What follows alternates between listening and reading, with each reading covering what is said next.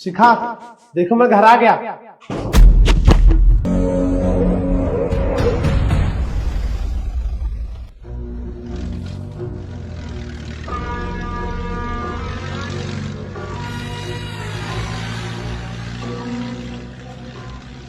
Ma'am साहब, देखा आपने जैसा मुझसे करने को कहा था मैंने वैसा ही किया।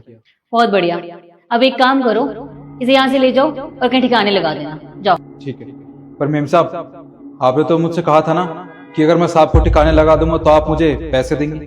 अब मेरे पैसे दीजिए मुझे। अरे मेम साहब, आप समझ नहीं रही हैं, एक गाड़ी वाला बुलाना पड़ेगा सांप के लिए। सांप को गाड़ी में तो बैठाऊंगा ना मैं, और ड्राइवर को भी थोड़ी घूस देनी पड़ेगी ताकि वो किसी को बता ना दे। इसमें पैसा तो लगेगा ना, और देखो रिस्क भी कितना बड़ा है। अगर रास्ते में पुलिस मिलेगी तो उसे भी पैसा देना पड़ेगा।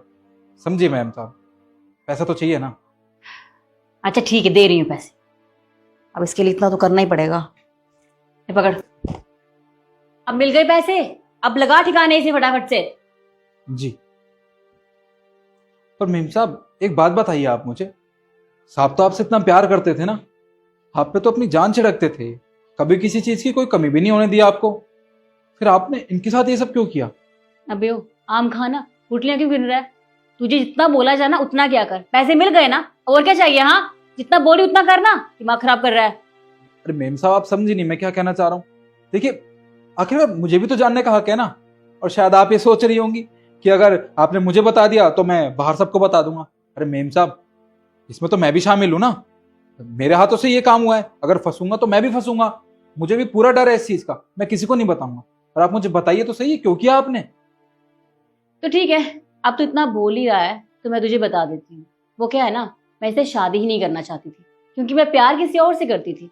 शादी मैंने सिर्फ और सिर्फ अपने घर वालों की मर्जी से की है, क्योंकि बहुत अच्छा लड़का था, तो इसीलिए वो चाहते थे कि मैं इसके साथ हूँ।